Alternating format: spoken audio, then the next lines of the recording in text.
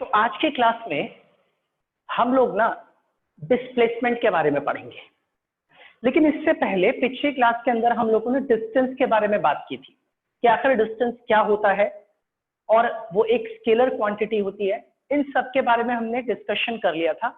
आज का जो टॉपिक है वो होगा डिस्प्लेसमेंट। पहले एक छोटा सा रिवीजन करवा देता हूँ, क्विक रिवीजन। और वो क्विक रिवीजन ये था कि व्हाट इज डिस्टेंस। डिस्टेंस क्या होता है? एक इनिशियल पॉइंट से फाइनल पॉइंट तक जाने के लिए बहुत सारे रास्ते हो सकते हैं। कोई भी ऑब्जेक्ट इनिशियल पॉइंट से फाइनल पॉइंट तक जाने के लिए जिस रास्ते का इस्तेमाल करता है, उस एक्चुअल रास्ते की जो टोटल लेंथ होती है ना, उसी लेंथ को पाथ लेंथ कहते हैं और इसी पाथ लेंथ को आप डिस्टेंस भी बोल सकते हैं। दोनों बातें बिल्कुल सेम है। मैंने आप लोगों को लास्ट क्लास में ये बात बताई थी कि मान लीजिए आप लोगों के पास यहाँ पर एक पॉइंट है ए और दूसरा एक पॉइंट यहाँ पर मैंने कौन सा ले लिया, दैट इज बी। अब ए से बी तक जाने का एक रास्ता ये भी पॉसिबल है, ए से बी तक जाने के लिए एक रास्ता ये भी हो सकता है, ए से बी तक जाने का एक रास्ता ये भी हो सकता है। अब आप किसी भी रास्ते से ए से स्टार्ट करके बी तक जाओगे तो ए आपका इनिशियल पॉइंट होगा और बी आपका कौन सा पॉइंट होगा, फाइनल पॉइंट होगा। तो इसका मतलब है ए से बी तक जाने के लिए आप जिस किसी भी रास्ते का इस्तेमाल करेंगे, उस रास्ते की जो लेंथ होगी, जो एक्चुअल पाथ आप फॉलो कर रहे हैं उसकी जो लेंथ होगी, उसी लेंथ को हम लोग बोलते हैं पाथ लेंथ या बोलते हैं डिस्टेंस। ये हमने कल की क्लास में डिस्कस कर लिया था। मैं अगर एक छोटा सा एग्जांपल लूं इसके ऊपर एक बड़ा बेसिक सा एग्जांपल, तो आप इसमें देखेंगे कि मान लीजिए मैंने आप लोगों के सामने यहाँ पर एक ट्राइंगल बना दिया और इस ट्राइंगल में मैंने बोला कि मैं ए एक पॉइंट रख देता हूं, इसका एक वर्टिसिस बी और एक वर्टिसिस कौन सा हो गया, सी। अब मान लो एक ऑब्जेक्ट है, कोई भी एक ऑब्जेक्ट ए से चलना स्टार्ट करता है और ए से चलते चलते बी तक जाता है, फिर बी से चलते चलते सी तक जाता है, और कोई आपसे पूछे कि बताइए कितना डिस्टेंस तय किया इस ऑब्जेक्ट ने, तो आप बोलोगे पहले ए से बी तक गया तो ए भी डिस्टेंस, और फिर प्लस बी से सी तक गया तो एक डिस्टेंस और तय कर लिया, दैट इज बी सी। तो ये सिंपल सा था। और अगर मान लो ए से बी तक जाए, फिर बी से सी तक जाए और फिर सी से वापस ए तक आ जाए, तब कितना डिस्टेंस तय किया, तो आप बोलोगे A B plus B C और प्लस में क्या आ जाएगा, सी ए। आप बोलोगे इतना डिस्टेंस तय कर लिया इस ऑब्जेक्ट। तो ये बस एक छोटा सा एग्जांपल था जो मैंने आपको समझाया। अब आज की क्लास में हम लोग अगला टॉपिक स्टार्ट करेंगे जिसका नाम है डिस्प्लेसमेंट। मैंने अभी डिस्टेंस को ही एक बार रिवाइज करवाया है। अब हम जो टॉपिक स्टार्ट करने जा रहे हैं उसका नाम क्या, दैट इज डिस्प्लेसमेंट। डिस्प्लेसमेंट। तो हम स्टार्ट करते हैं आज का टॉपिक डिस्प्लेसमेंट। एक मिनट रुकिएगा, मैं जरा मार्कर बदल लूं।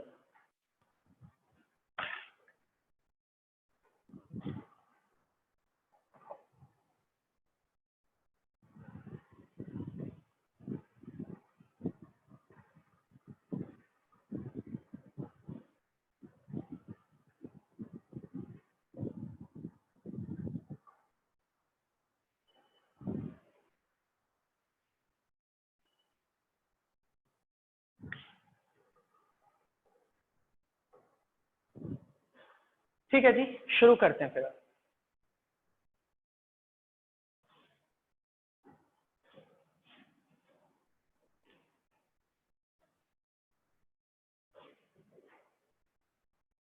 ठीक है, तो आज की क्लास का टॉपिक जो है उसका नाम है डिस्प्लेसमेंट। अच्छा, मुझे जहां तक लगता है आप सभी लोगों ने डिस्प्लेसमेंट पढ़ा होगा। मुझे कोई बच्चा जवाब देगा, व्हाट इज डिस्प्लेसमेंट, किसे कहते हैं displacement? Yes, sir. Shortest distance covered by an object is called displacement. Shortest distance covered by an object is called displacement. Sir, अच्छा, ओके, और कोई बताएगा? the shortest distance between initial point to final. अच्छा अच्छा अच्छा अच्छा, shortest distance between initial point two final point is called displacement. चलो ठीक है, बिल्कुल सही। अब मैं आप लोगों को जरा इस चीज को थोड़ा ठीक करवाता हूँ। देखना जरा ध्यान से, आप लोगों ने अपने लेवल पर जो बोला वो एकदम ठीक बोला और सही बोला, और मुझे यकीन है आप लोगों को ये चीज पता है। लेकिन अब आप सच में जानिए रियलिटी में डिस्प्लेसमेंट क्या होता है, एक्चुअल में क्या है। देखो भाई, ये फिजिक्स है, अगर तुम्हें क्लियर नहीं होगा ना तो तुम कुछ नहीं कर पाओगे। आपको जो ये डेफिनेशन बताई गई है ये बिल्कुल सही है, ठीक है, लेकिन मैं इसके बारे में थोड़ा और कुछ ऐड करूंगा, सुनते जाइएगा ध्यान से। देखो, व्हाट इज डिस्प्लेसमेंट, किसे कहा जाता है? अगर इस शब्द को ढंग से समझा जाए तो डिस्प्लेसमेंट में एक वर्ड आता है, दैट इज डिस्प्लेस। और डिस्प्लेस का मतलब क्या होता है? खिसकना, शिफ्ट होना, अपनी जगह से हट जाना। जैसे मान लीजिए आप अपनी क्लास में पढ़ने के लिए आ रहे और आपकी क्लास में डेस्क्स रखे, बेंचेस रखे। आप आए क्लास में और आपने देखा बेंच के एक किनारे पर एक बच्चा बैठा हुआ है और पीछे सारी जगह खाली है बेंच के दूसरी तरफ। अब आप आके उस बच्चे को बोल सकते हैं भाई आप थोड़ा सा शिफ्ट हो जाओ, थोड़ा सा डिस्प्लेस हो जाओ ताकि मैं भी यहाँ बैठ सकूं। अब वो जैसे ही डिस्प्लेस होगा आपके लिए जगह खाली हो जाएगी और आप वहां बैठ जाओ। अब मेरा कहना है कि डिस्प्लेस शब्द का मतलब क्या निकलता है? अपनी जगह से शिफ्ट हो जाना, यही हुआ डिस्प्लेस। और अपनी जगह से आप जितना शिफ्ट हो जाओगे या जितनी पोजीशन आप चेंज कर लोगे, इसी चेंज इन पोजीशन को कहा जाएगा डिस्प्लेसमेंट। यानी कि व्हाट इज डिस्प्लेसमेंट?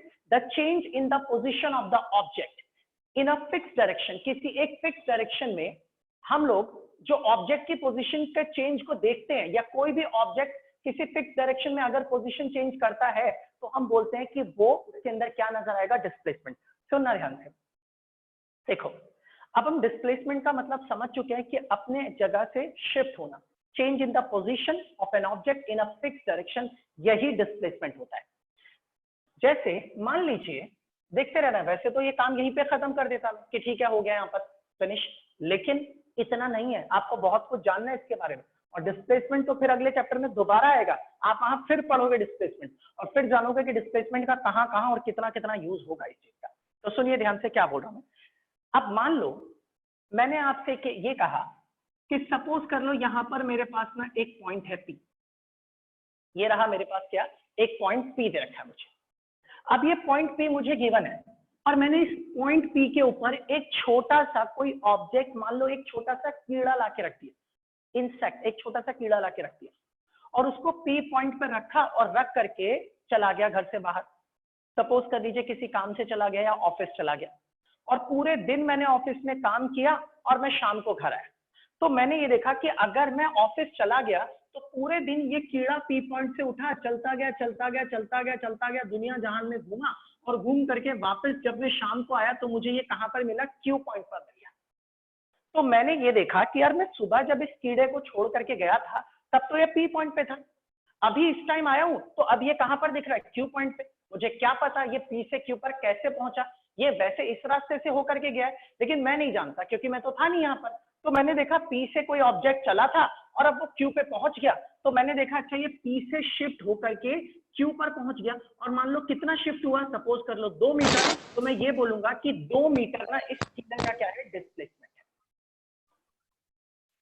2 मीटर क्या है? इस ऑब्जेक्ट का या इस कीड़े का या इस इंसेक्ट का क्या है? डिस्प्लेसमेंट है। मुझे इससे मतलब नहीं है कि ये किस रास्ते से चला, बस इससे मतलब है कि वो अपनी जगह से कितना शिफ्ट हो गया। जी इतना शिफ्ट हो गया, पहले पी पे था अब क्यू पे आ गया, तो पी क्यू जो है यही इसका डिस्प्लेसमेंट है। और यहां से यहां तक के बीच का डिस्टेंस आप नाप लो और बोल दो तो आप बोलोगे सर इस कीड़े का डिस्प्लेसमेंट कितना है? 2 मीटर।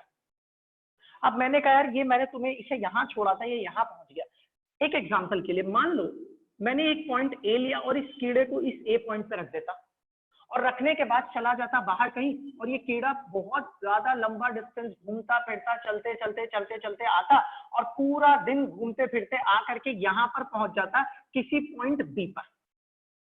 और अब मैं देखता यार ये पॉइंट बी पर आकर के अगर पहुंच गया है, अगर ये पॉइंट बी पर आकर के पहुंच गया तो मैंने देखा ए ये रहा और बी ये रहा, तो मैंने देखा ये अपनी जगह से तो ज्यादा सा शिफ्ट हुआ है। कितना शिफ्ट हुआ है कि बहुत ही कम, मैंने मान लिया 0.1 मीटर। तो मैं बोलूंगा यार ये तो जरा सा शिफ्ट हुआ है, इसका मतलब है कि इस कीड़े का डिस्प्लेसमेंट जो है वो 0.1 मीटर है। लेकिन तुमसे बोलूं डिस्टेंस, तो तुम बोलोगे सर डिस्टेंस तो बहुत बड़ा है, बहुत लंबा रास्ता तय करके ये ए के बाद कहां पर पहुंचा है? बी पर। तो याद रखना डिस्प्लेसमेंट सिर्फ इतना बताएगा कि आप अपनी जगह से कितना शिफ्ट हो गए हो, आपकी पोजीशन में कितना चेंज आया है। तो सही मायने में कहा जाता है कि डिस्प्लेसमेंट क्या है? Displacement is the change in position of the object in a fix direction.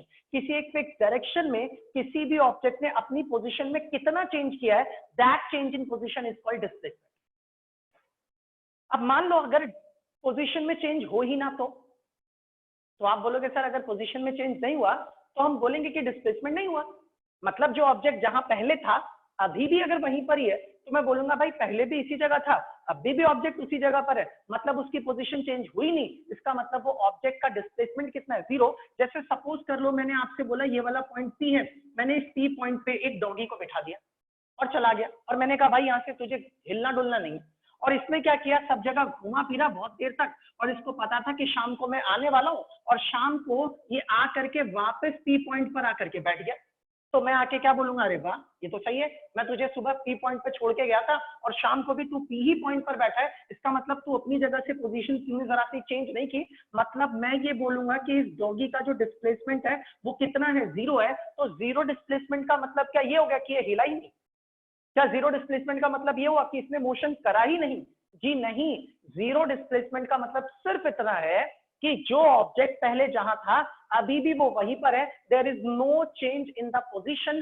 पहले की पोजीशन और बाद की पोजीशन बिल्कुल सेम है। तो याद रखिएगा कि change in position of the object, इसी चीज को हम लोग क्या बोलते हैं, डिस्प्लेसमेंट कहते हैं। और डिस्प्लेसमेंट बड़ा भी हो सकता है, छोटा भी हो सकता है, और 0 भी हो सकता है। तो ये कहानी होती है डिस्प्लेसमेंट।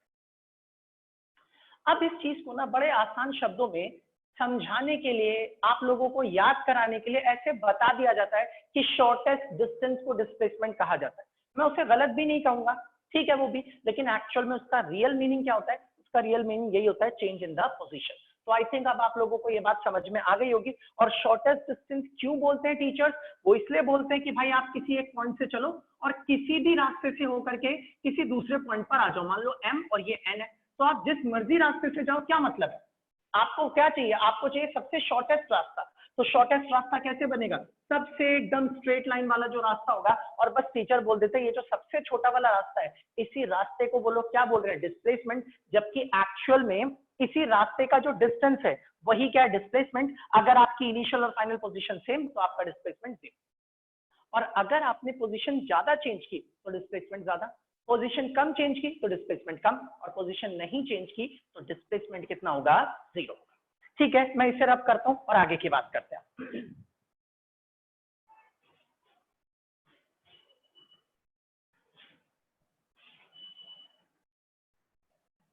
आई थिंक अब आप लोगों को क्लियर वे में समझ में आ गया होगा कि हाँ यार, डिस्प्लेसमेंट का एक्चुअल मतलब है क्या। अब सुनिएगा ध्यान से, तसल्ली से समझना।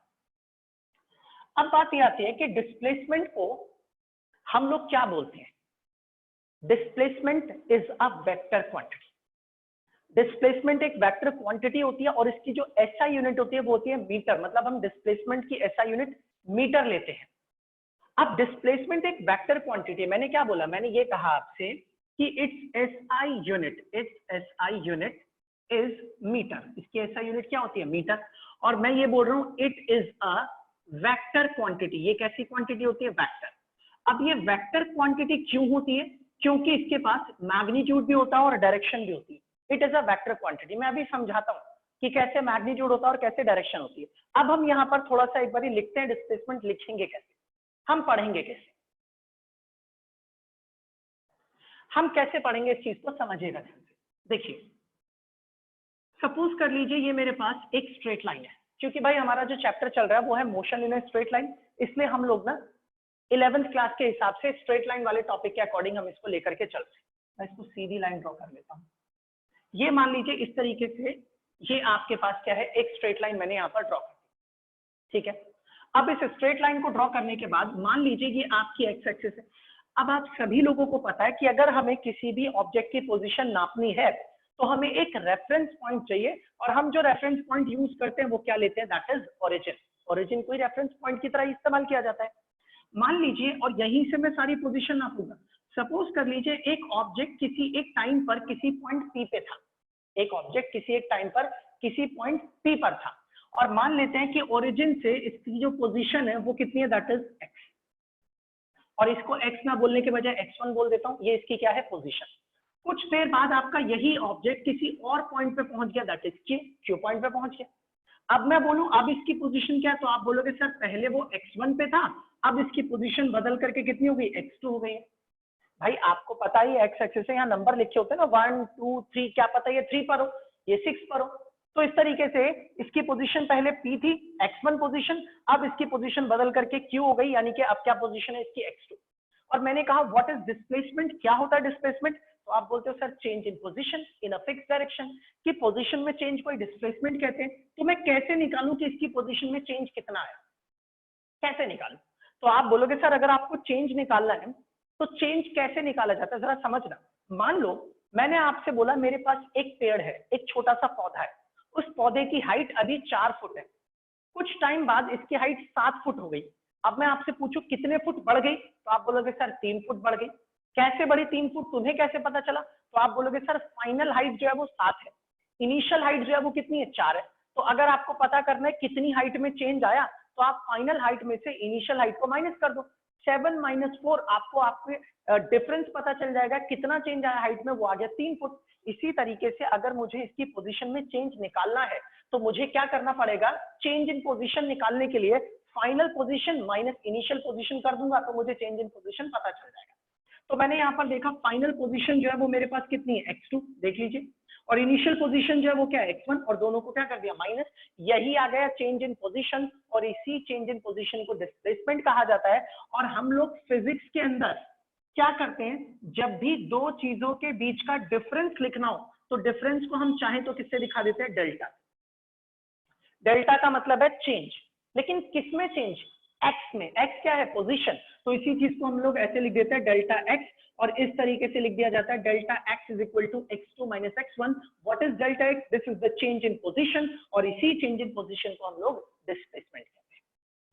अब ये जो डिस्प्लेसमेंट हुआ वो p से कहां की तरफ हुआ, q की तरफ। मैंने कहा कि डिस्प्लेसमेंट कैसी क्वांटिटी है, एक वेक्टर क्वांटिटी है, तो मुझे इसके साथ इसकी डायरेक्शन भी बतानी पड़ेगी, और मैंने यहाँ पर लिख दिया अलोंग PQ, मतलब इसकी जो डायरेक्शन है वो P से कहां की तरफ है, Q की तरफ। तो ये हमारा एक तरीका हो गया, इस तरीके से हम डिस्प्लेसमेंट निकाल सकते हैं। कैसे, final position minus initial position करेंगे तो आपको मिल जाएगा चेंज इन पोजीशन, और इसी चेंज इन पोजीशन को हम डिस्प्लेसमेंट कहेंगे, और इसकी जो डायरेक्शन होगी वो P से Q की तरफ होगी।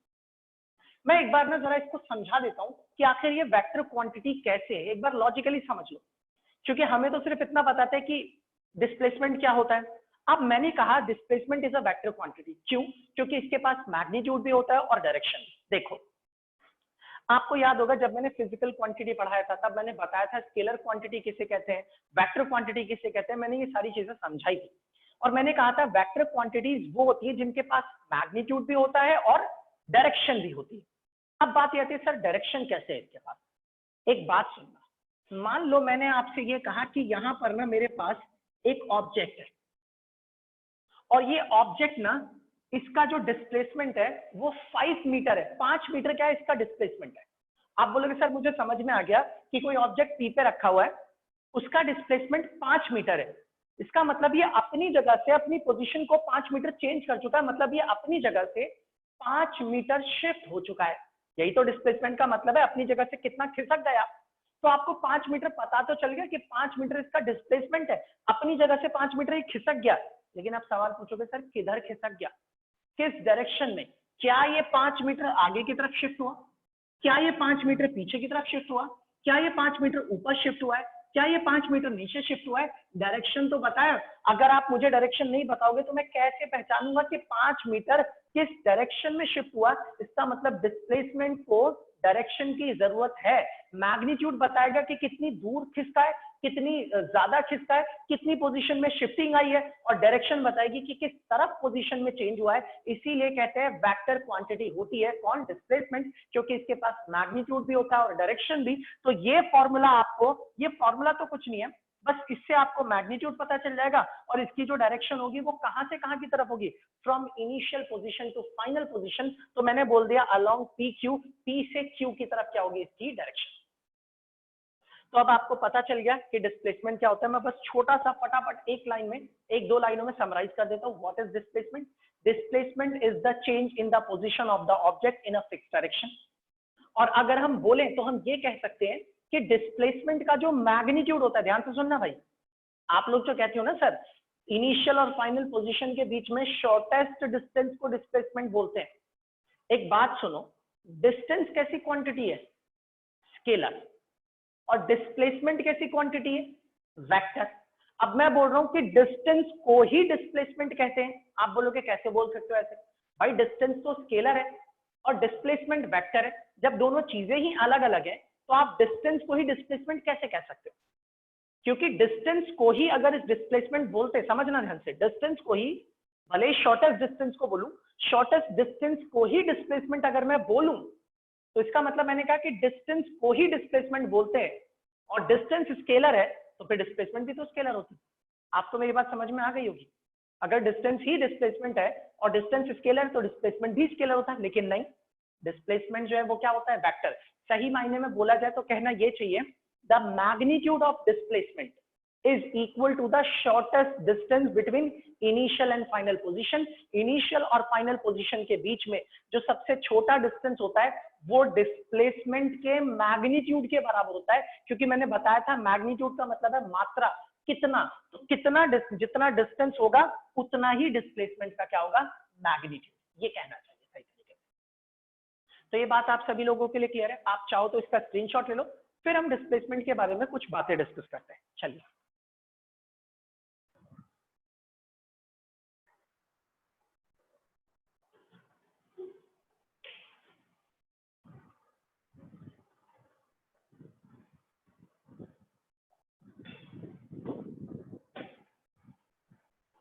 ठीक है जी, अब मैं इसे रब कर रहा हूं और ये बात आप सभी लोगों को बिल्कुल क्लियर। अब सुनिएगा ध्यान से।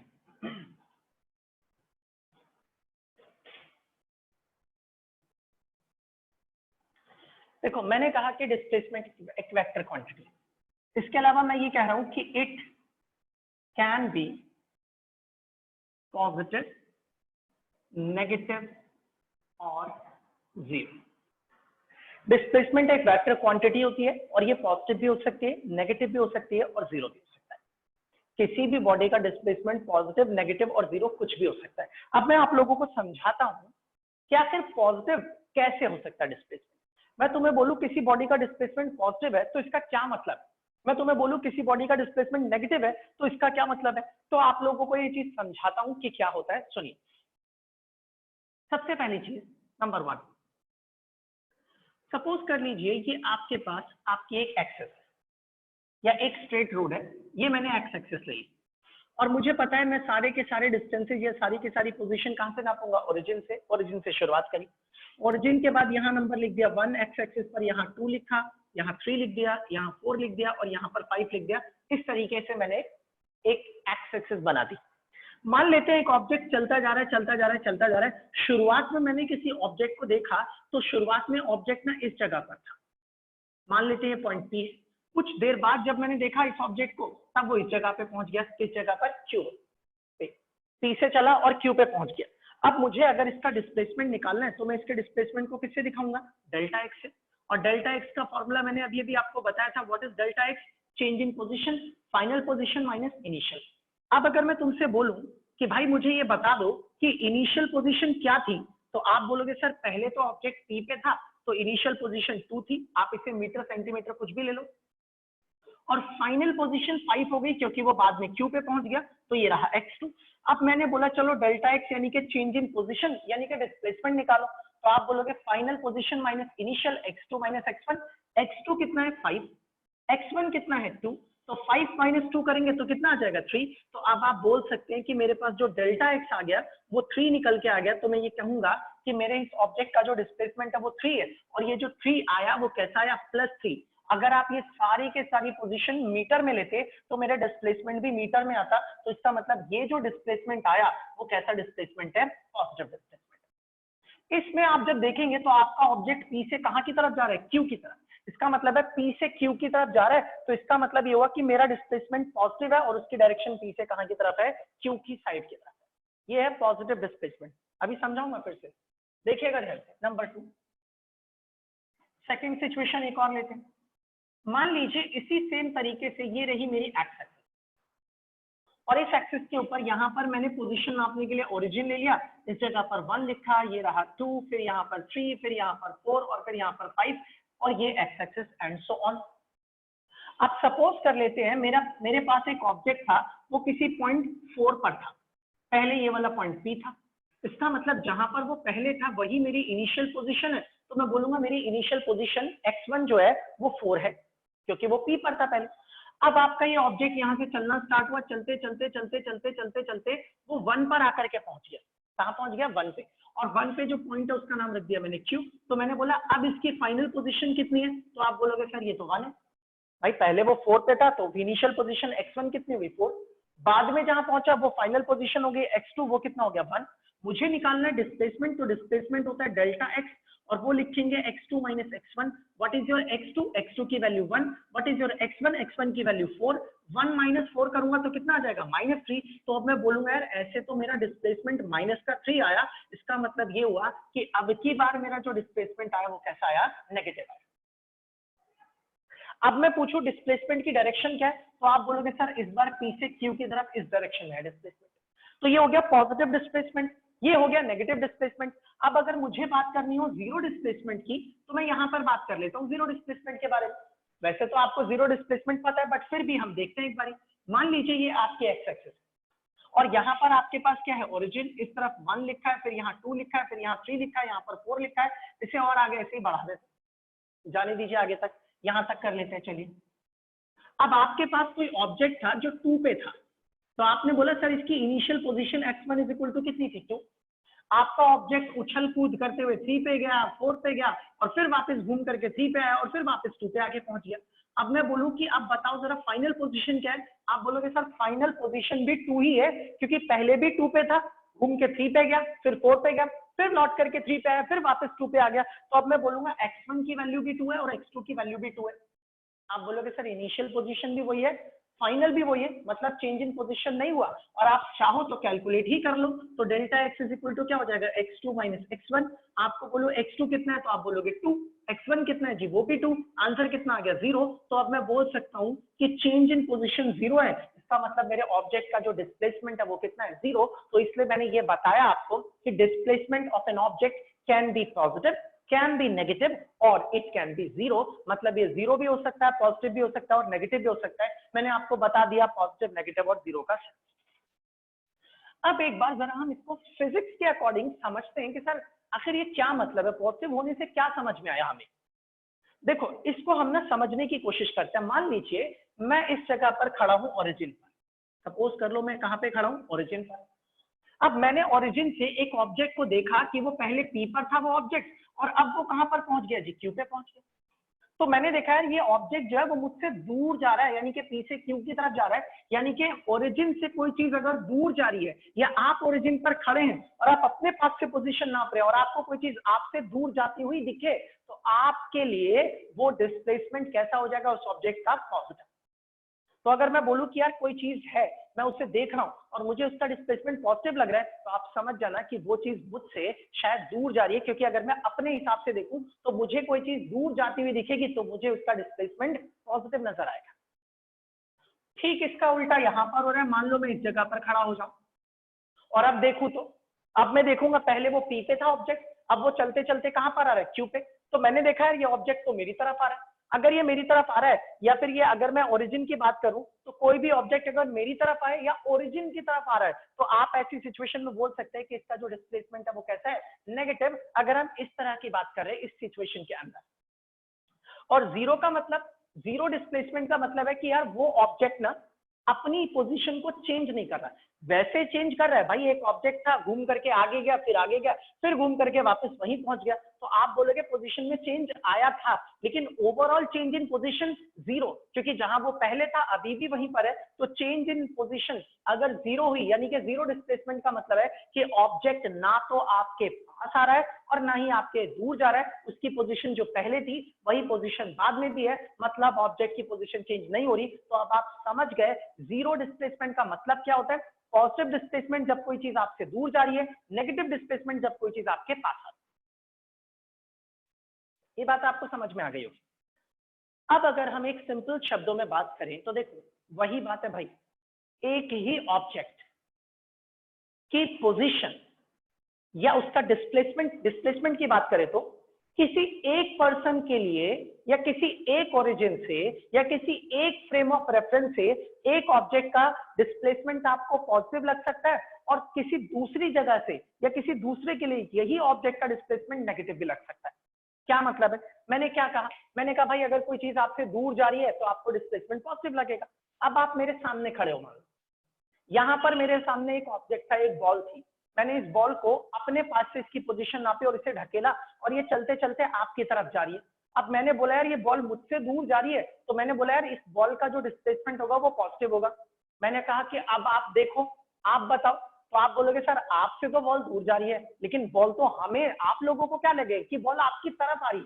अब मैं पूछूं तुम बताओ तुम्हें कैसा लग रहा है डिस्प्लेसमेंट, तो तुम बोलोगे नहीं सर हमें तो नेगेटिव लग रहा है। क्यों?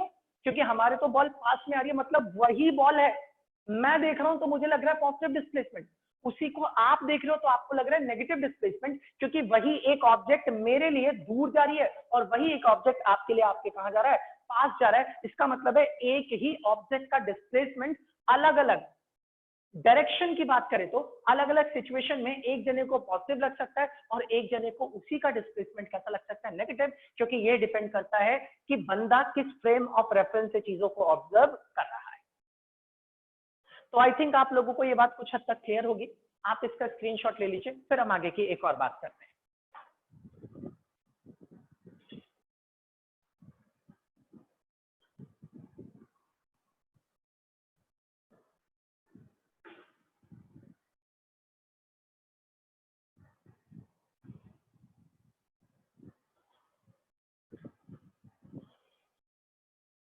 ठीक है, मैं अब इसे रब कर रहा हूं।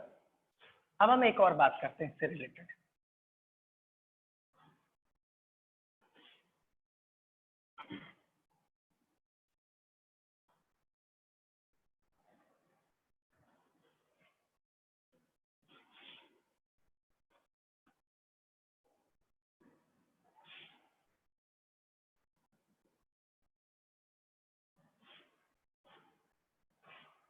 ओके, सुनिएगा ध्यान से।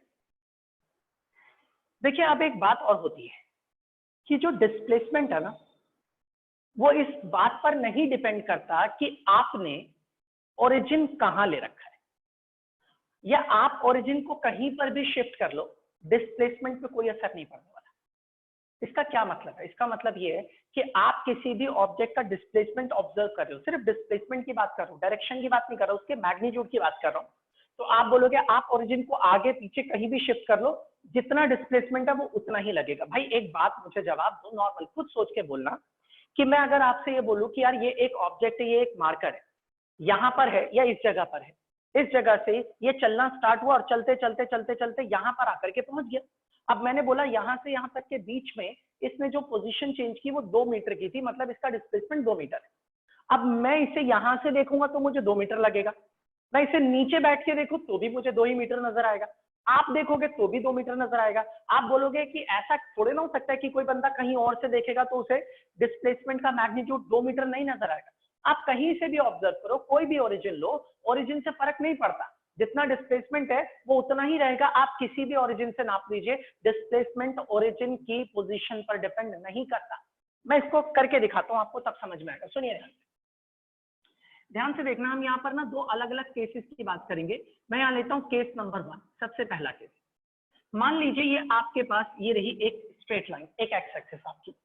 अब यहाँ पर मैंने क्या ले लिया, इस जगह पर ओरिजिन ले लिया और यहाँ पर लिख दिया 1 2 3 4 5 6 7, मैं इसे थोड़ा सा और आगे ले आता हूँ, 8 और यहाँ पर 9 और ये लिख दिया एक्स एक्सिस। इस तरीके से मैंने एक एक्सिस बना दिया।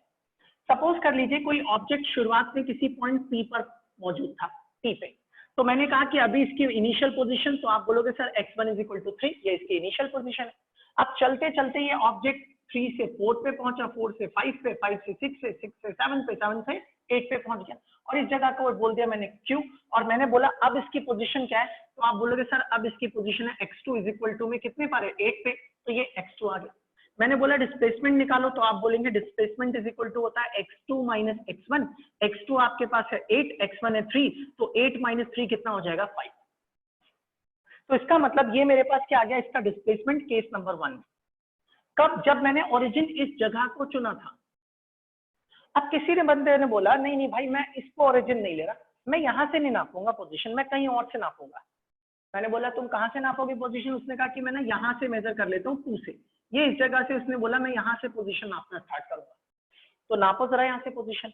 अब दूसरे केस में आपने किसी और जगह से पोजीशन नापनी स्टार्ट की, मतलब आप अगर जिस जगह से भी पोजीशन नाप रहे वही तो आपका रेफरेंस पॉइंट है। आपको याद है ना, पोजीशन नापने के लिए रेफरेंस पॉइंट चाहिए।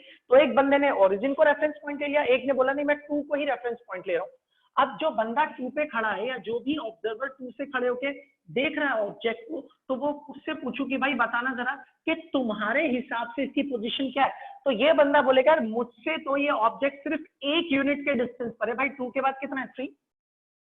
अगर वो बंदा इसे ओरिजिन मान ले, इसे बोले कि यही ओरिजिन है, तो इसके हिसाब से इससे कितने स्टेप आगे खड़ा है 1, तो आप बोलोगे x1 की वैल्यू कितनी है 1 है।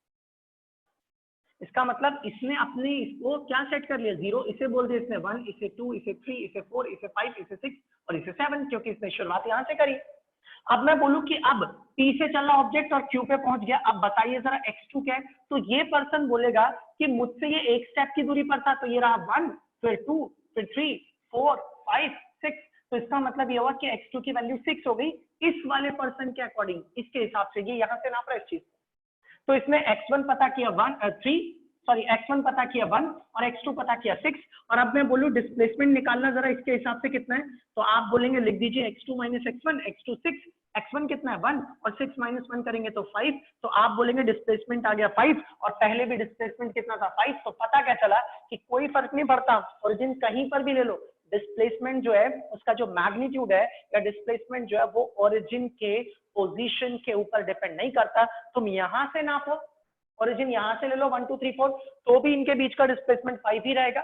चाहे यहां से नापो, कहीं से भी आप नाप लोगे ना, आपको इनके बीच की जो डिस्प्लेसमेंट की वैल्यू मिलेगी वो हमेशा ही बिल्कुल सेम मिलेगी, मतलब ओरिजिन के ऊपर डिस्प्लेसमेंट डिपेंड नहीं करता। ध्यान रखिएगा इस बात। इसे आप चाहें तो स्क्रीनशॉट ले सकते हैं। अब मैंने ना नोट्स के अंदर ना इन चीजों को लिखा नहीं, इन चीजों को ऐसे नहीं बताया हुआ, नोट्स में हमने इनको थोड़ा सिंपल वे में लिखा हुआ है, वो आप देख लेना जब आपको पता चलेगा। वहां से ऐसे ही लिख दिया है कि ओरिजिन जो है वो पोजीशन पर डिपेंड नहीं करता, displacement can be positive, position of origin, sorry displacement जो है वो ओरिजिन की पोजीशन पर नहीं डिपेंड करता। मैंने ये डायरेक्टली लिखा हुआ है displacement can be positive, negative और जीरो। क्यों होता है मैंने यहाँ पर आप लोगों को समझा दी ये बात। अब आप चाहो तो इसका स्क्रीनशॉट ले लो और नहीं तो फिर कोई बात नहीं, देख लीजिए इसको।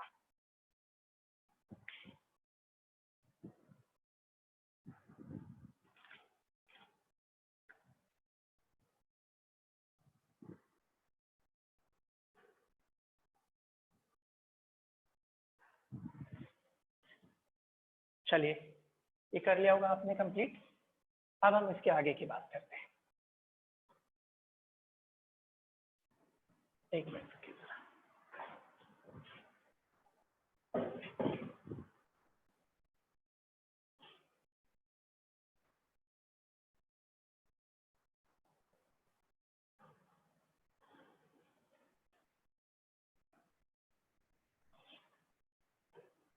अभी वैसे डिस्प्लेसमेंट के बारे में बहुत सारी चीजें होती हैं, बट अब आप धीरे धीरे करके अब काफी सारी चीजों के बारे में जान जाएंगे। मैं बता भी दूंगा आप लोगों को और भी चीजें। देखिए अब ध्यान से, अब हमने डिस्प्लेसमेंट के बारे में डिस्कशन कर लिया। चलिए अब एक काम करते हैं, एक छोटा सा न्यूमेरिकल लेते हैं, एक छोटा सा क्वेश्चन करते हैं स्टार्ट। देखिए मैं यहाँ पर एक क्वेश्चन ले रहा हूँ, बड़ा ही बेसिक सा क्वेश्चन है।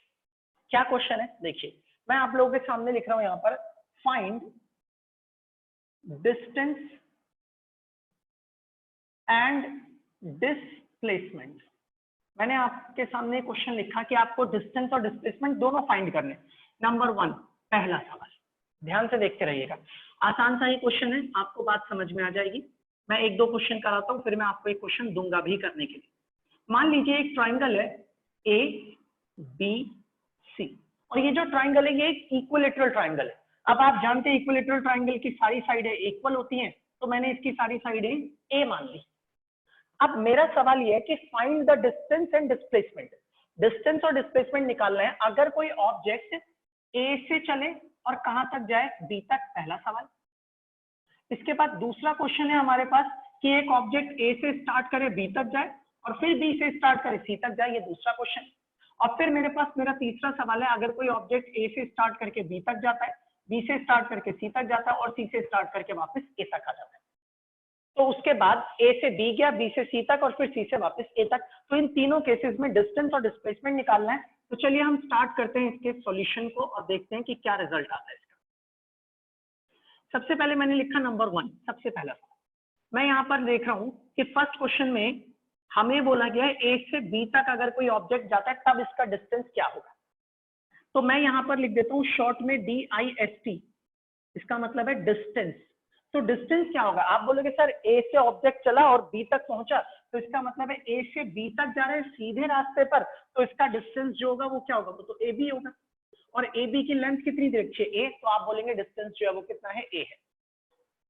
इसी तरीके से अब मैं डिस्टेंस के बाद बोलूं डिस्प्लेसमेंट, तो आप बोलोगे डिस्प्लेसमेंट क्या होता है, निकालने के लिए हम ऐसे करेंगे, फाइनल और इनिशियल पोजीशन के बीच में सबसे छोटे रास्ते की जो लेंथ है वही आपको डिस्प्लेसमेंट का मैग्नीट्यूड बता देगा।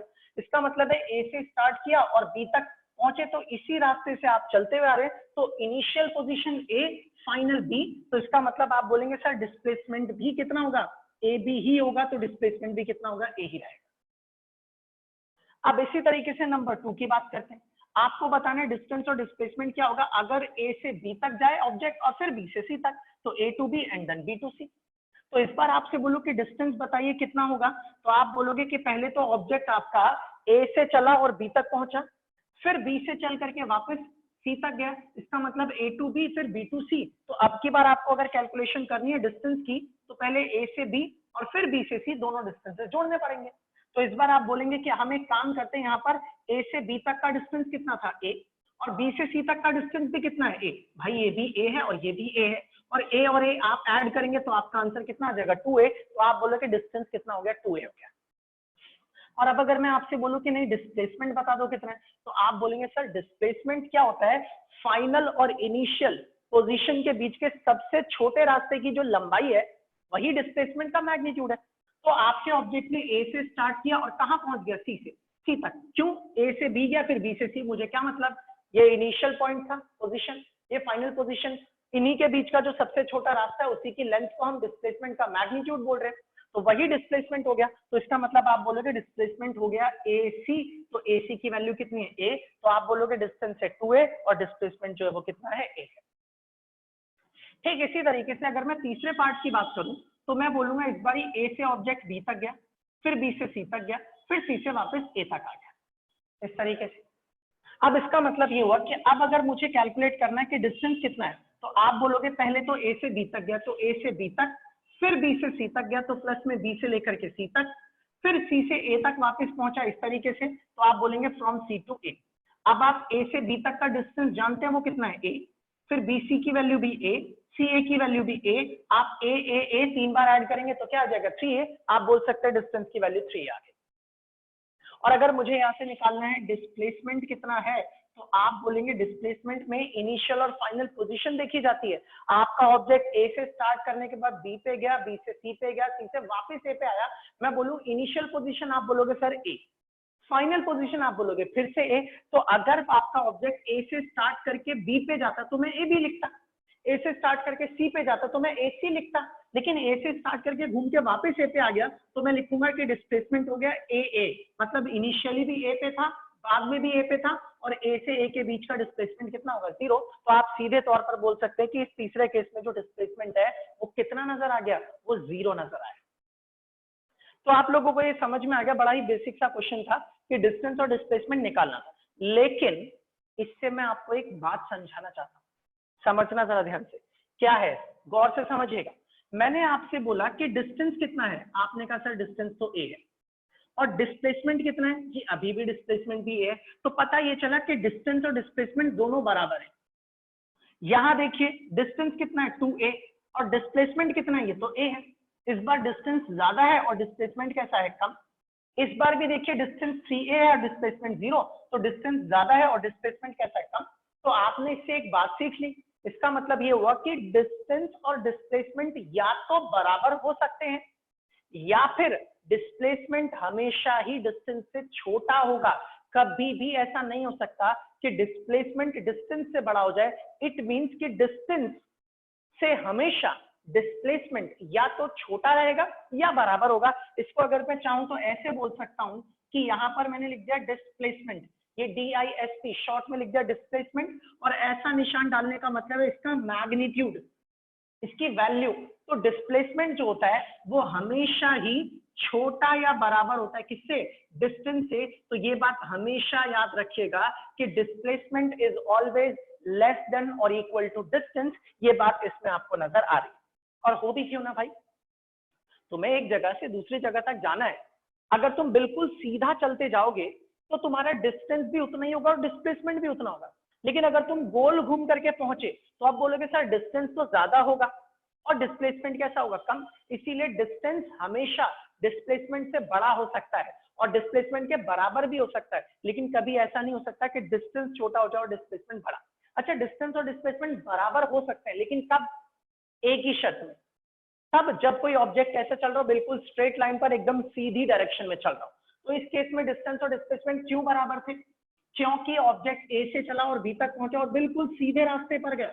अगर ये रास्ता टेढ़ा मेढ़ा होता तो डिस्टेंस अलग होता और डिस्प्लेसमेंट अलग होता। इसका मतलब ये हुआ कि डिस्टेंस और डिस्प्लेसमेंट बराबर होंगे सिर्फ और सिर्फ तब जब कोई ऑब्जेक्ट एक स्ट्रेट लाइन में मोशन कर रहा हो, रेक्टिलिनियर मोशन कर रहा हो और किसी एक डायरेक्शन में मोशन कर रहा हो। और आपके चैप्टर का नाम क्या है? Motion in a straight line. इसका मतलब इस चैप्टर में आपको कई जगह पर डिस्टेंस और डिस्प्लेसमेंट बराबर दिखेंगे, तो जिस जगह पर भी दिखेगा तो आप समझ जाना कि मोशन एक स्ट्रेट लाइन में हो रहा है। इसलिए अगर कहीं डिस्टेंस की जगह डिस्प्लेसमेंट लिख भी दिया या डिस्प्लेसमेंट की जगह डिस्टेंस लिख दिया तो आप उसमें कंफ्यूज मत होना, ठीक है? क्योंकि अभी स्ट्रेट लाइन में मोशन हो रहा है एक ही डायरेक्शन में, तो डिस्टेंस और डिस्प्लेसमेंट बराबर होंगे।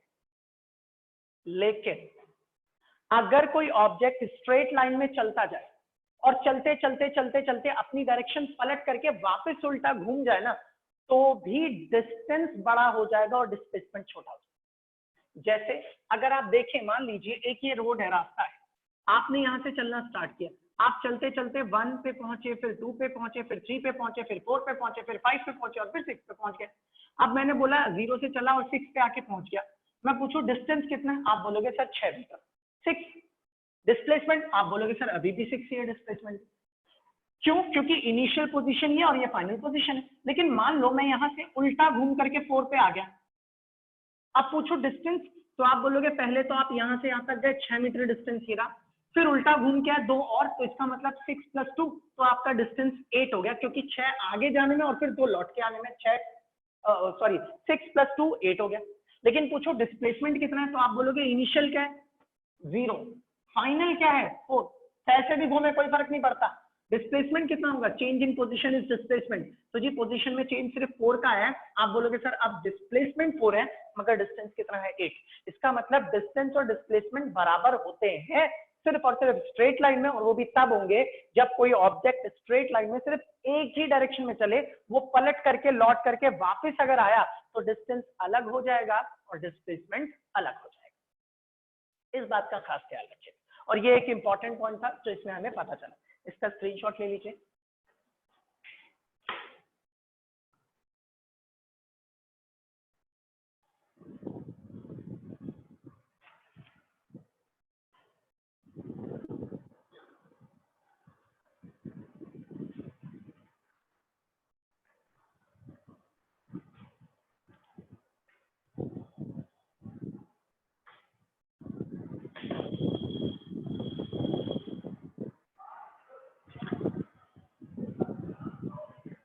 ठीक है जी, मैं इसे अब रब कर रहा हूं।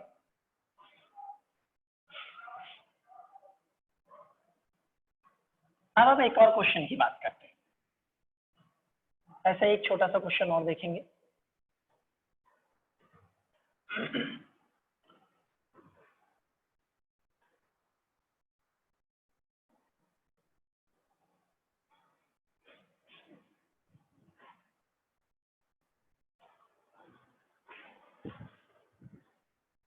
चलिए अब एक सिंपल सा क्वेश्चन और लेते हैं और थोड़ा जल्दी जल्दी में उसको सॉल्व करेंगे। देखिए जरा, क्योंकि आसान है, आपको बेसिक तो समझ में आ ही गया होगा।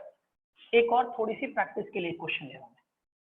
सपोज कर लीजिए ये आपके पास एक स्क्वायर बनाया मैंने, ये रहा एक स्क्वायर। इस स्क्वायर को यहां पर नाम दे दिया ए, बी, सी और ये डी, और इस स्क्वायर की सभी साइडें ए है। सभी साइडों की लेंथ कितनी है? ए। सवाल फिर से, find the distance and displacement. Number 1 पहला क्वेश्चन, अगर आपका ऑब्जेक्ट ए से बी तक जाए तब। नंबर 2, अगर आपका ऑब्जेक्ट ए से बी तक जाए फिर बी से सी तक जाए। नंबर 3, अगर आपका ऑब्जेक्ट ए से स्टार्ट करके बी तक जाए फिर बी से सी तक जाए और फिर सी से डी तक जाए। नंबर 4, अगर आपका ऑब्जेक्ट ए से स्टार्ट करके बी तक जाए, बी से सी तक जाए, सी से डी तक जाए और डी से वापस ए तक आ जाए। अब अगर मैं इसका सॉल्यूशन स्टार्ट करूं तो देखते हैं आखिर इसका फाइनल रिजल्ट क्या निकल के आता है। नंबर 1, सबसे पहला स्टेप, अगर मुझे ए से बी तक जाने में डिस्टेंस पता करना है तो आप सीधे तौर पर बोलेंगे सर डिस्टेंस हो गया ए से बी, ए बी, क्योंकि आप ए से चले और बी तक गए तो ए से बी ही डिस्टेंस है, और ए से बी तक की वैल्यू मुझे कितनी दी हुई है, इसकी लेंथ कितनी है, ए, तो ये डिस्टेंस हो गया। अब अगर मुझे निकालना है डिस्प्लेसमेंट कितना है तो मैंने यहाँ लिख दिया डिस्प्लेसमेंट, तो डिस्प्लेसमेंट भी तो ए बी ही होगा ना, क्योंकि स्ट्रेट लाइन पर जा रहे हैं तो ए से बी तक ही हो गया, तो इसका मतलब डिस्प्लेसमेंट भी ए ही हो गया। नंबर 1 के बाद नंबर 2, अब दूसरे क्वेश्चन की बारी आती है। अगर आपका ऑब्जेक्ट ए से बी तक जाए और फिर बी से सी तक जाए, अब पता करें कि आखिर डिस्टेंस कितना है, तो आप बोलेंगे पहले तो आप ए से बी तक गए, ए से बी, फिर बी से सी भी गए, तो ए से बी तक का डिस्टेंस फिर बी से सी तक का डिस्टेंस, ये टोटल डिस्टेंस आएगा। तो आप बोलोगे ए टू बी और फिर बी टू सी, तो ए से बी तक का डिस्टेंस ए, बी से सी तक का डिस्टेंस ए, और इनको ऐड कर दिया तो 2a, तो आप बोलोगे सर ए से बी और बी से सी तक जाने में जो डिस्टेंस है वो 2a है। अब मैंने बोला डिस्प्लेसमेंट कितना होगा, तो आप बोलोगे कि ये देखो जी डिस्प्लेसमेंट कैलकुलेट करते हैं, तो डिस्प्लेसमेंट हमें पता है कि ऑब्जेक्ट ए से चला, इनिशियल पोजीशन सी पे पहुंचा, फाइनल पोजीशन, इनिशियल और फाइनल के बीच के सबसे छोटे रास्ते की लेंथ को ही हम मैग्नीट्यूड ऑफ डिस्प्लेसमेंट बोल रहे हैं, यही तो डिस्प्लेसमेंट है। तो इसका मतलब डिस्प्लेसमेंट आ गया ए सी। तो अब ए सी निकालना है आप लोगों को। अगर ए सी निकालना है तो आपको पता है भाई ये तो एंगल 90 डिग्री का है, तो ये एक ट्राइंगल बन गया जो कैसा है, राइट एंगल, और राइट एंगल ट्राइंगल कौन सा, ए बी सी, इसमें आपको ए सी निकालना है, ये तो इस ट्राइंगल का हाइपोटेन्यूज हो गया। और आप लोगों को पता है पाइथागोरस थ्योरम सभी ने पढ़ी हुई है, तो आप बोलोगे इसका स्क्वायर बेस का स्क्वायर प्लस परपेंडिकुलर स्क्वायर, तो अब आप चाहें तो यहाँ लिख सकते हैं ए बी स्क्वायर और प्लस में यहाँ पर क्या लिखेंगे बी सी स्क्वायर, और मैं आपसे बोलूं ए बी कितना है तो आप बोलेंगे सर ए स्क्वायर प्लस ए स्क्वायर, और इसे ऐड कर देंगे तो आप इसे लिख सकते हैं रूट 2a स्क्वायर, या फिर आप इसे लिखेंगे अंडर रूट ऑफ 2a, तो आप बोलेंगे सर डिस्प्लेसमेंट जो है वो अंडर रूट ऑफ 2a आ गया, दैट इज डिस्प्लेसमेंट जब ए से सी तक जाने की बात करें। नंबर 2 के बाद नंबर 3 की बात करते हैं। अगर आपका ऑब्जेक्ट ए से बी तक जाए, फिर बी से सी तक जाए और फिर सी से डी तक जाए, यानी कि from a to b, then b to c and then c to d, c से डी तक, अब बताइए जरा डिस्टेंस कितना होगा, तो आप बोलेंगे सर डिस्टेंस हो जाएगा कितना, दैट इज ए बी, पहले आप ए से बी तक गए, फिर बी सी, फिर आपको बी से सी तक जाना पड़ा, फिर सी डी, तो आपको सी से डी तक आना पड़ा, तो आप बोलेंगे ए बी की वैल्यू कितनी है ए, बी सी भी ए, सी डी भी ए, आप इन्हें ऐड करेंगे तो आपका डिस्टेंस कितना आ गया, 3a आ गया। इसी तरीके से अगर मैं आपसे बोलूं कि डिस्प्लेसमेंट कितना होगा, तो आप सीधा बोलेंगे कि डिस्प्लेसमेंट में देखा जाए तो ए से ऑब्जेक्ट चलना स्टार्ट हुआ, बी तक गया, फिर सी तक पहुंचा, फिर डी तक पहुंचा, तो आप बोलोगे इनिशियल है ए और फाइनल है डी, इसका मतलब डिस्प्लेसमेंट क्या हो गया, दैट इज ए डी, तो डिस्प्लेसमेंट है। अब मैं बोलूं ए से डी तक के बीच में शॉर्टेस्ट डिस्टेंस कितना है, तो ए, तो आप बोलोगे सर ये ए है और ये आपका क्या निकल के आ गया, डिस्प्लेसमेंट आ गया। अब लास्ट में चौथे पार्ट की बात अगर करी जाए कि अगर आपका ऑब्जेक्ट ए से बी तक जाए, फिर बी से सी तक जाए, फिर सी से डी तक जाए और फिर डी से वापस ए तक आ जाए, अब कोई पूछे कि बताना जरा डिस्टेंस कितना होगा, तो आप बोलोगे सर पहले ऑब्जेक्ट ए से बी गया, फिर बी से सी गया, फिर सी से डी गया और फिर डी से वापस ए तक आ गया, तो आपका डिस्टेंस हो गया a B plus B c plus c d plus a B plus B c plus c d plus d a, और आप इन्हें ऐड करेंगे तो ये a plus a plus a plus a, और इन्हें ऐड कर देंगे तो आपके पास आंसर क्या आ जाएगा, 4a। आप बोलोगे सर ये हो गया डिस्टेंस। और अगर मैं बोल दूं डिस्प्लेसमेंट कितना होगा, तो अब आप सारे लोग ही समझदार हैं, ए से शुरू किया ऑब्जेक्ट ने, बी सी डी फिर वापस ए, तो आप बोलोगे ए से स्टार्ट करके ए तक गया, तो आपका डिस्प्लेसमेंट कितना हो गया, 0। तो इस तरह से आप डिस्टेंस और डिस्प्लेसमेंट आराम से निकाल सकते हैं, और इनमें भी आप चेक करोगे तो एक ही बात समझ में आएगी आपको कि डिस्टेंस और डिस्प्लेसमेंट बराबर हैं अगर स्ट्रेट लाइन में है तो, वरना डिस्टेंस ज्यादा डिस्प्लेसमेंट कम, डिस्टेंस ज्यादा डिस्प्लेसमेंट कम, डिस्टेंस ज्यादा डिस्प्लेसमेंट कम। तो यहाँ से ये एक छोटा सा क्वेश्चन था, 1 मिनट, हाँ ठीक है, यहाँ तक की ये बात आप लोगों को सभी को क्लियर है, इसमें कोई डाउट है तो पूछ लीजिए। कुछ दिक्कत है, किसी बच्चे ने माइक ऑन किया हुआ भाई, कुछ पूछना है तो बोलो, नहीं तो ठीक है, इसका स्क्रीनशॉट ले लीजिए।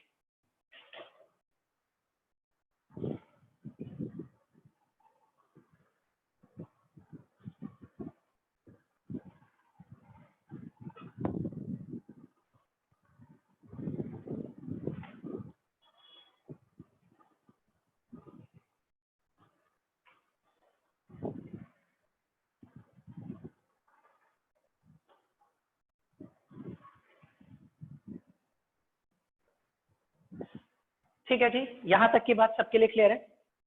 ओके, अब एक बात सुनना भाई, ध्यान दीजिएगा। अगर आपको कहीं पर भी, समझना जरा ध्यान से, डिस्टेंस और डिस्प्लेसमेंट बराबर मिल गया तो बस कंफर्म हो जाओ, ये एक हिंट है इस बात का कि ऑब्जेक्ट स्ट्रेट लाइन में मोशन कर रहा है। मैं अगर बोलूं ना भाई किसी ऑब्जेक्ट का डिस्टेंस नापा वो 10 मीटर था, डिस्प्लेसमेंट भी 10 मीटर था, तो आप बोल देना अच्छा इसका मतलब ऑब्जेक्ट स्ट्रेट लाइन में चल रहा होगा, तभी ऐसा हो सकता है, वरना नहीं। और अगर आपका ऑब्जेक्ट का डिस्प्लेसमेंट अलग है और डिस्टेंस अलग है, तो इससे हमें ये पता चलता है कि ऑब्जेक्ट का जो मोशन है वो क्या पता स्ट्रेट लाइन भी हो सकता है और क्या पता स्ट्रेट लाइन नहीं भी हो सकता। क्यों? सुनो, अगर मान लो एक ऑब्जेक्ट स्ट्रेट लाइन में चलते हुए गया आगे और घूम करके वापस आ गया, तो भाई अब डिस्टेंस ज्यादा होगा, डिस्प्लेसमेंट कम है ना, डिस्टेंस ज्यादा और डिस्प्लेसमेंट कम। या कोई ऑब्जेक्ट ना इस तरीके से गोल घूमा और फिर वापस यहाँ पर आ गया, भाई जिस रास्ते पे सीधा जा सकते थे उसको आप साइड से घूम के आ रहे हो, तो आपकी बात डिस्टेंस ज्यादा डिस्प्लेसमेंट कम, यानी कि डिस्टेंस और डिस्प्लेसमेंट अगर बराबर है तो ऑब्जेक्ट स्ट्रेट लाइन में जा रहा है, बिल्कुल सीधी डायरेक्शन में, बिना डायरेक्शन को चेंज किए, तभी ऐसा होगा, वरना ऐसा नहीं हो सकता। एक चीज और बता दूं कि डिस्प्लेसमेंट से हमें पाथ के बारे में कोई जानकारी नहीं मिलती। मैं तुम्हें बोलूं कि किसी चीज का डिस्प्लेसमेंट जो है वो 1 मीटर है, तो अब 1 मीटर से तुम्हें सिर्फ इतना पता लगा कि पहले कोई ऑब्जेक्ट यहां था, अब उसकी पोजीशन चेंज होकर के 1 मीटर दूर यहाँ पे आ गया, अब वो किस रास्ते से आया, क्या आपको उस रास्ते का कुछ पता चलेगा? आप बोलोगे नहीं सर। लेकिन अगर मैं बोलूं किसी ने डिस्टेंस 5 किलोमीटर तय किया है, तो आप 5 किलोमीटर से एक पल के लिए एक अंदाजा तो लगा पाओगे, 5 किलोमीटर तो बड़ा डिस्टेंस है, मतलब काफी लंबा घूम के आया है। अब मैं बोलूं किसी का डिस्प्लेसमेंट जो है वो 1 सेंटीमीटर है, तो तुम इस 1 सेंटीमीटर से ये नहीं सोच सकते कि ये ऑब्जेक्ट जरा से ही चला गया, क्या पता वो ऑब्जेक्ट यहां से स्टार्ट करे और कश्मीर घूम करके आया और फिर उसके बगल में 1 सेंटीमीटर पे आके बैठ गया। अब उस 1 सेंटीमीटर से तुम इसका अंदाजा नहीं लगा सकते कि इसने कितना लंबा मोशन किया है, कितनी दूर तक घूम के आया है। तो इसका मतलब ये हुआ कि डिस्प्लेसमेंट ना किसी भी तरह से इसके रास्ते के बारे में हमें कोई इंफॉर्मेशन नहीं देता, बस इतना बताता है कि भाई ऑब्जेक्ट की पोजीशन जो है पहले कुछ और थी, अब वो चेंज हुई। तो ये कुछ बातें थी, जो जानकारियां थी, जो हमें इनसे कुछ बातें सवालों को करने के बाद पता चली कि डिस्टेंस और डिस्प्लेसमेंट कब बराबर होते हैं, कब बराबर नहीं होते। डिस्प्लेसमेंट से हमें रास्ते के बारे में नहीं पता लगता, पाथ के नेचर का नहीं पता चल पाता, बड़ा है या छोटा है, तो ये सारी जानकारियां इससे मिलती है नहीं मिलती, सब कुछ मैंने आपको बता दिया। अब मैं आप लोगों को होमवर्क के तौर पे एक क्वेश्चन दे रहा हूँ, जिसे आप अगली क्लास में कर लीजिएगा, और करने के बाद आप लोग ना उसका सॉल्यूशन मेरे पास सेंड कर देना, ठीक है? ग्रुप के अंदर आप लोग उसका सॉल्यूशन पूरा करके मुझे सेंड करोगे, मैं चेक करके आपको बता दूंगा कि आपका आंसर सही है या गलत है। मैं अभी वो क्वेश्चन आप लोगों के सामने लिखा हूं, ये जो क्वेश्चन दे रहा हूं ये एक होमवर्क है भाई।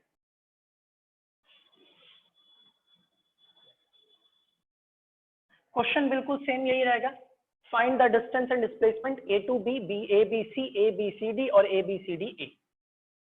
ये है पूरे का पूरा क्वेश्चन एज इट इज, बस मैं आप लोगों के सामने ये फिगर बदल रहा हूं।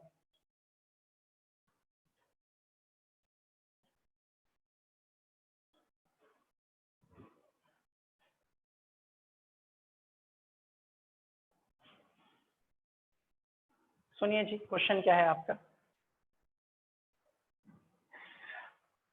क्वेश्चन है कि मान लीजिए कि आपके पास एक सर्कुलर रास्ता है, एक सर्कुलर पाथ, और ये इस सर्कुलर पाथ का क्या है? सेंटर।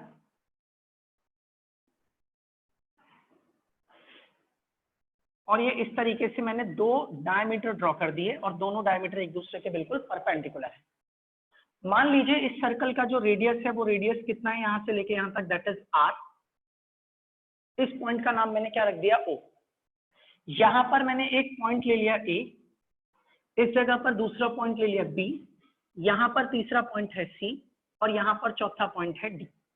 ऐसे सर्कल के ऊपर 4 पॉइंट्स ले लिए। ये सर्कुलर एक रास्ता है। अब मेरा सवाल है कि अगर कोई ऑब्जेक्ट ए से स्टार्ट करके बी तक जाता है, ए से बी तक, तो ए से बी तक जाने में उसका डिस्टेंस क्या होगा और उसका डिस्प्लेसमेंट क्या होगा? फिर दूसरा सवाल है ए से बी फिर बी से सी। अब ए से बी तक आया, फिर बी से सी तक आया, तब फिर ए से बी, बी से सी से डी, फिर from a to B, b to c and c to d, और फिर लास्ट में from a to B, b to c to d and d to a. तो आप लोगों को ये बताना है कि हर केस में डिस्टेंस कितना होगा और हर केस में डिस्प्लेसमेंट कितना होगा ये आप लोगों का होमवर्क है। दिस इज योर होमवर्क और मुझे इसका सॉल्यूशन करके एक बारी व्हाट्सएप पे सेंड कर दीजिएगा, मैं उससे देख लूंगा। और अगर फिर भी किसी को कोई डाउट हो, कोई दिक्कत हो, तो भाई नंबर है ही आपके पास 9818783701। वैसे तो ये नंबर सभी के पास है, वरना आप इस पे कॉल भी कर सकते हैं या इस पे मैसेज भी कर सकते हैं। चलिए फिर अभी के लिए इतना रहने देते हैं, बाकी की चीजें करेंगे नेक्स्ट क्लास। आप इसका पहले स्क्रीनशॉट ले लीजिए।